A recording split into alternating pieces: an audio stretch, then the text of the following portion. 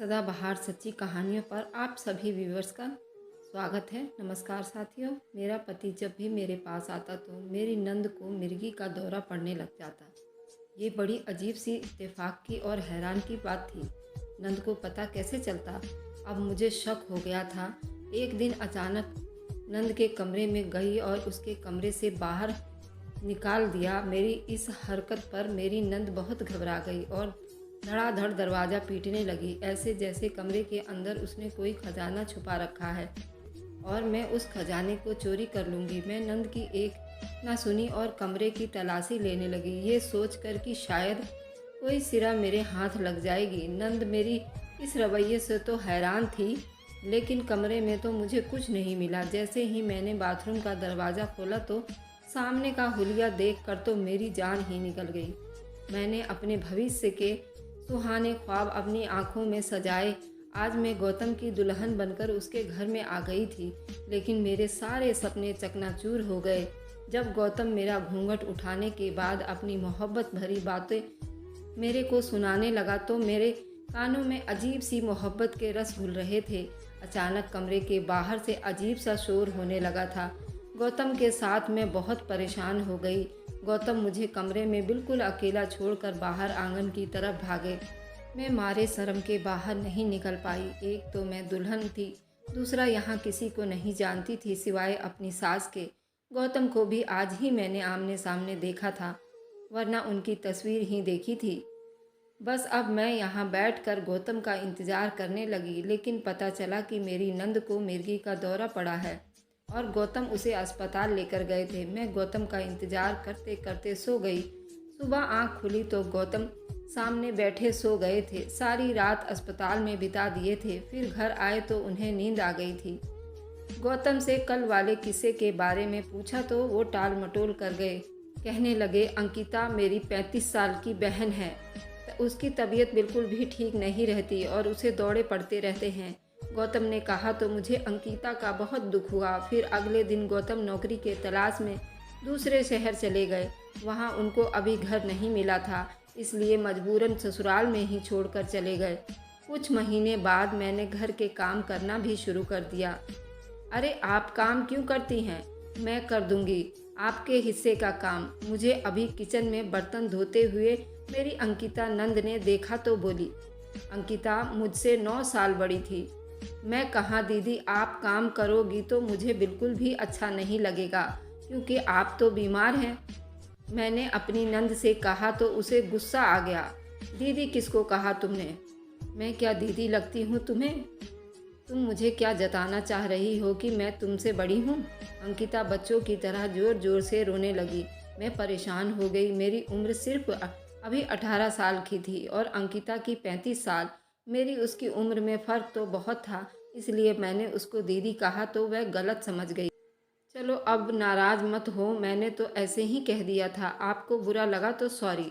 मैं आइंदा आपको दीदी नहीं कहूँगी, मैंने बात संभालते हुए कहा। अच्छा हम दोनों दोस्त हैं। ये एकदम खुश हो गई। फिर अंकिता मेरी दोस्त बन गई। मेरे सामने ऐसी हरकतें करती जैसे वे छोटी सी बच्ची हो। मुझे समझ आ गई कि अंकिता की उम्र तो ज़्यादा थी, लेकिन उसका दिमागी अभी बचपन में ही था। अभी उसका दिमाग बचपन से आगे नहीं बढ़ सका। उसके दिमाग की ग्रोथ नहीं हो रही थी। शायद उसके पीछे क्या वजह थी, मुझे समझ नहीं आ रहा था। शायद ये उसकी बीमारी थी। फिर हफ्ते के आखिरी दिन में गौतम आ गए। इतवार की छुट्टी पर मैं उन्हें देखकर खिल उठी। मैं खूब तैयार होकर गई और घर के किसी काम को हाथ भी नहीं लगाया। गौतम ने बताया कि वे सिर्फ एक रात के लिए आए हैं। आज हफ्ता था और कल इतवार की शाम को गौतम ने वापस जाना था। गौतम शाम से लेकर रात खाने तक आंगन में अपनी माँ के साथ बैठे रहे। चाय भी वहीं पर पी थी। फिर रात का खाना सब ने मिलकर खाया। मैंने खाना खाने के बाद अपने कमरे में आ गई। गौतम का इंतज़ार करने लगी। गौतम खाने के बाद मेरे कमरे में वक्त पर चले आए। उन्हें देखकर शर्म से नज़रें झुका ली थी। वे मेरे करीब आकर बैठ गए और मुझसे बातें करने लगे। मेरे हुस्न की तारीफ़ करने लगे और अपनी हफ्ते की बेचैनी का इजहार भी किया। जानती हो माधुरी, जब मैंने तुम्हें पहली बार देखा था तो मुझे तुमसे पहली नज़र में ही प्यार हो गया था। गौतम ने मेरे हाथों में लाल रंग की चूड़ियाँ पहनाते हुए कहा, जो मेरे लिए लाए थे। आज मैं बहुत खुश हुई। हम बातें कर रहे थे कि फिर से बाहर से वैसा ही शोर आने लगा। इस बार गौतम के पीछे मैं भी बाहर को भागी, क्योंकि अब मैं थोड़ी सी उन लोगों से घुल मिल गई थी। घर वाले के साथ हफ्ता गुजारने के बाद मैंने देखा कि सब अंकिता के कमरे के आजू बाजू में जमा हो गए हैं। वह अंदर घुसे तो अंकिता बेहोश पड़ी थी। नीचे फर्श में गौतम ने उसे उठाया और फौरन डॉक्टर के पास ले गए। मैं अंकिता के लिए परेशान भी थी और गौतम को इस तरह मेरे पास से जाने से मैं बहुत उदास हो गई थी। मैं फिर भी अंकिता के लिए प्रार्थना कर रही थी, क्योंकि उसने एक हफ्ते में मेरा बहुत ख्याल रखा था। मेरी बाकी जेठानी और देवरानी के मुकाबले में मेरा हर काम में हाथ बटाया था। इस बार गौतम सुबह से पहले वापस आ गए थे, लेकिन अंकिता के सिरहाने ही बैठे रहे। फिर सुबह ही पूजा आरती करके सो गए। मैं उदास हो गई थी कि गौतम दोपहर में जागे और फिर बोले कि अब मैं ड्यूटी पर जाने का वक्त हो गया है, उन्हें जाना है। ये कहकर वह फिर से दूसरे शहर चले गए, यानी फिर से एक हफ्ता मुझे गौतम के बगैर रहना था। ये सोचकर मुझे रोना आ रहा था। फिर सारा हफ्ता ऐसे ही गुजर गया। उस सारे हफ्ते में नंद को दौरा नहीं पड़ा। अब मुझे कुछ अजीब सा महसूस होने लगा था। मेरी सास का रवैया अंकिता के साथ ऐसा था जैसे अंकिता उनकी सगी बेटी ना हो। जब से मैंने इस घर में आई थी, मैंने अपनी सास और अंकिता को बात करते हुए नहीं देखा था। यहाँ तक कि जब अंकिता बेहोश होती तो मेरी सास उसके पास तक नहीं जाती। मेरी देवरानी और जेठानी भी अंकिता से बात नहीं करती थी। अंकिता सिर्फ मेरे साथ ही अच्छी थी और घर में किसी से बात नहीं करती थी। सिर्फ गौतम उसके लिए फिक्रमंद होते थे। अगले हफ्ते गौतम आ गए और वही हुआ जो पहले हुआ था। जैसे ही गौतम ने कमरा बंद किया, अंकिता बेहोश हो गई। अब तो मुझे दाल में कुछ काला लगने लगा था। मुझे महसूस हुआ कि अंकिता जानबूझकर ऐसा करती है, मगर क्यों? अब मुझे ये क्यों का जवाब खोजना था। मैंने एक आइडिया सोचा। गौतम अगली सुबह चले गए तो मैंने उनके जाने के खबर किसी को नहीं दी। घर वालों से कह दिया कि गौतम सो रहे हैं, उनकी तबीयत ठीक नहीं है। ये बात सुनकर मैंने देखा कि अंकिता किसी गहरी सोच में चली गई। शाम तक अंकिता उदास बैठी रही। बार बार मेरे कमरे के सामने बहाने बहाने से चक्कर लगाने लगी। माधुरी, गौतम आ गया क्या? अंकिता ने पूछा तो मुझे अजीब सा लगा। उसने अभी गौतम को भाई नहीं बोला था, उन्हें सिर्फ गौतम ही कहती थी। पहले मैंने सोचा कि उसे कहूँ कि गौतम को भाई कहा करो, खाली नाम लेना बुरा लगता है।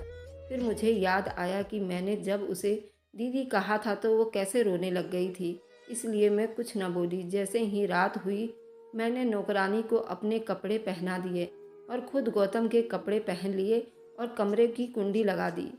सब घर वाले सोने चले गए। मैंने नौकरानी को थोड़े पैसे ज़्यादा दे दिए थे इस ड्रामे के लिए। थोड़ी देर बाद मुझे महसूस हुआ कि कोई मुझे देख रहा है, मगर कहाँ से? मुझे महसूस हुआ कि मेरे कमरे की दीवार, जो अंकिता के कमरे की दीवार से मिली हुई थी, वहाँ कोई पेंटिंग लगी हुई थी। मुझे महसूस हुआ कि वह उस पेंटिंग में हरकत हुई है। मुझे समझ नहीं आया, ऐसा लगा कि वहाँ कोई छिपकली थी। शायद मेरे दिमाग में गलतफहमी हो गया था और मैं फ़ौरन अंकिता के कमरे की तरफ भागी। मैंने अंकिता को हाथ से खींचकर कमरे से बाहर निकाला। उसके कमरे की तलाशी लेने लगी। अंकिता बुरी तरीके से दरवाज़ा पीटने लगी, लेकिन मैंने अंकिता की एक न सुनी। कमरे में मुझे कुछ नहीं मिला, लेकिन जैसे ही मैंने बाथरूम का दरवाज़ा खोला तो मेरी जान ही निकल गई, क्योंकि वहाँ उसे पेंटिंग के पीछे दिखाई दे रहा था जो मेरे कमरे के दीवार में लगाई हुई थी। मैंने पेंटिंग के पीछे का हिस्सा थोड़ा सा खिसकाया तो मुझे वहाँ से मेरा कमरा दिखाई देने लगा। मेरा गुस्से से बुरा हाल हो गया, यानी अंकिता मुझे और गौतम को छुप छुप कर यहाँ से देखती थी। मैंने दरवाज़ा खोल दिया और अंकिता को एक जोरदार थप्पड़ मारा।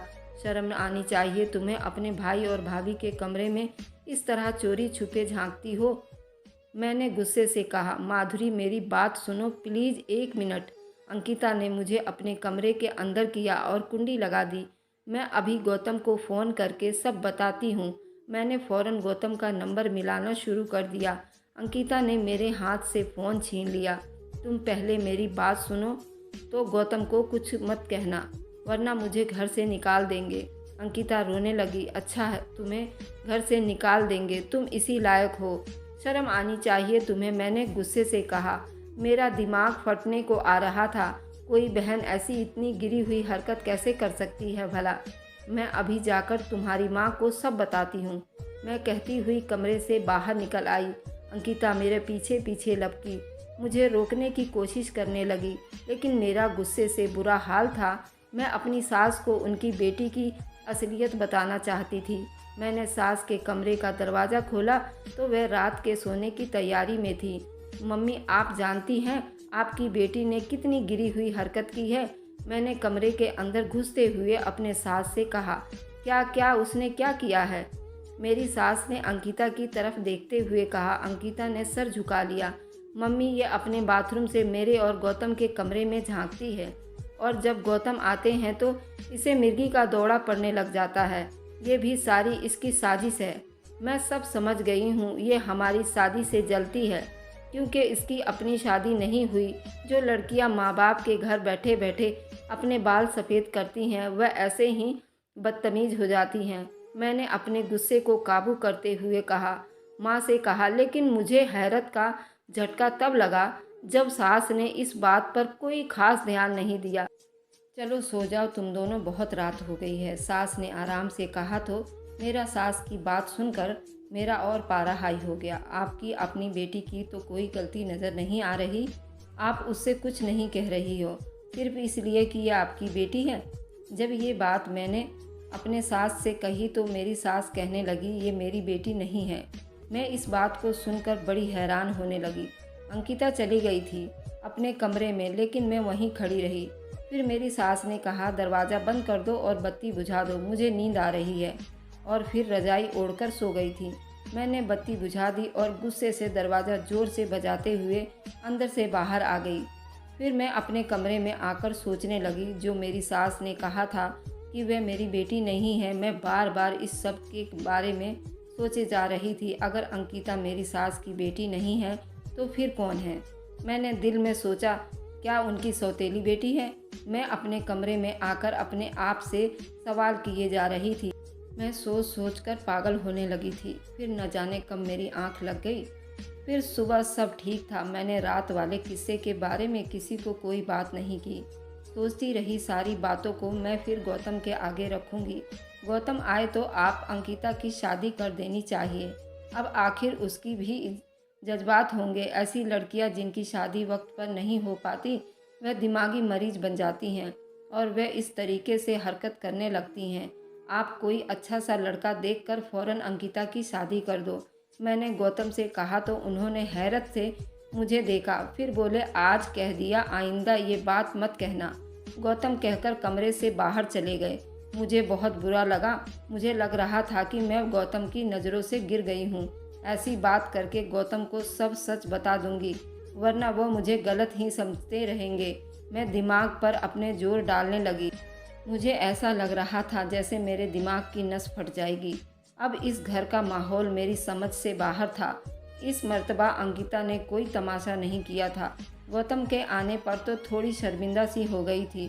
फिर मुझे गौतम की बात परेशान कर रही थी कि उन्होंने अंकिता की शादी की बात पर ऐसा गुस्से में क्यों कहा था, आखिर क्यों? मगर मुझे फिर भी अंकिता से थोड़ी हमदर्दी थी। मैं समझ सकती थी कि वक्त पर शादी ना होने की वजह से एक लड़की की कैसी हालत हो जाती है। मैंने अपनी सास से इस मामले में बात करने की ठान ली थी। मम्मी जी, आपको अब अंकिता की शादी कर देनी चाहिए, मैंने सास से कहा तो उन्होंने अजीब सी नज़रों से मुझे देखा। अब ये मुमकिन नहीं है। मेरी सास ने बड़ी लंबी सांस लेकर मुझे कहा और फिर अपनी माला जपने लगी। अब मुझे अपने सास पर बहुत ज़्यादा गुस्सा आने लगा था। मेरी सास ने क्यों कहा था कि मुमकिन नहीं है? क्या आप नहीं देख रही कि शादी ना होने की वजह से आपकी बेटी दिमागी मरीज़ बन गई है? मैंने कहा, वह मेरी बेटी नहीं है। मैंने पहले भी तुमसे कहा था, सास ने आराम से कहा, लेकिन मैंने तो यही सुना है कि वह आपकी बेटी है। मैंने कहा, और मेरी बेटी जैसी है, मैंने बचपन से उसे पाला है। मेरी सास के इस शब्द ने मुझे हैरान कर दिया। मैंने पूछा, मुझसे ज़्यादा सवाल जवाब मत करो, मेरी सास ने कहा। मैं कमरे में वापस आ गई। अगले हफ्ते गौतम ने कहा कि उन्हें घर मिल गया है और वह मुझे साथ लेने आए हैं। ये सुनकर मैं खुश हो गई, लेकिन मेरी ये खुशी उस वक्त परेशानी में बदल गई जब गौतम ने अंकिता से कहा कि अपना सामान बांधो और हमारे साथ चलो। अंकिता ने एक नज़र मुझे देखा और अपने कमरे में चली गई और सामान पैक करने लगी। आप ऐसा नहीं कर सकते, आप अंकिता को साथ नहीं ले जा सकते, मेरा चैन सुकून छीन लेगी। मैं अपनी हरकतों से मैंने गौतम से बड़ी गुस्से से कहा था। गौतम ने मेरी एक ना सुनी और अंकिता को भी साथ ले आया। खैर, मैंने सब्र करने में समझदारी समझी, लेकिन फिर उससे अंकिता ने यहाँ आकर बीमारी के ड्रामा शुरू कर दिए थे।